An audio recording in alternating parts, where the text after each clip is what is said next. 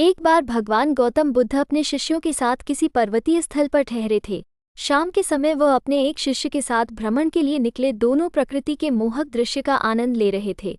विशाल और मजबूत चट्टान को देख शिष्य के भीतर उत्सुकता जगी। उसने पूछा, इन चट्टानों में तो किसी का शासन नहीं होगा क्योंकि ये अटल, अविचल और कठोर हैं।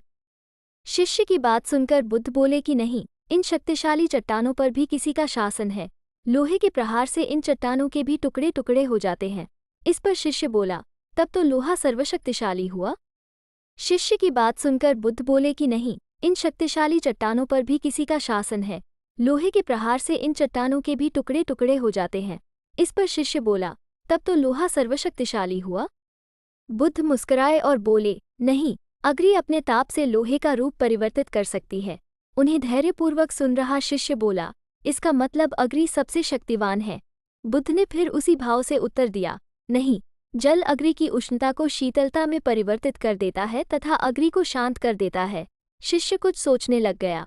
बुद्ध समझ गए थे कि उसकी जिज्ञासा अब भी पूरी तरह शांत नहीं हुई है।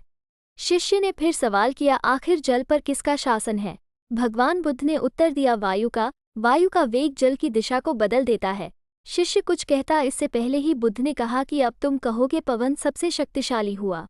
नहीं, पवन सबसे शक्तिशाली नहीं है। सबसे शक्तिशाली है मनुष्य की संकल्प शक्ति, क्योंकि इसी से पृथ्वी, जल, वायु, अग्नि इत्यादि को नियंत्रित किया जा सकता है। जीवन में कोई भी महत्वपूर्ण कार्य संकल्प शक्ति के बगैर असंभव है, इसलिए अपने भीतर संकल्प शक्ति का विकास करो।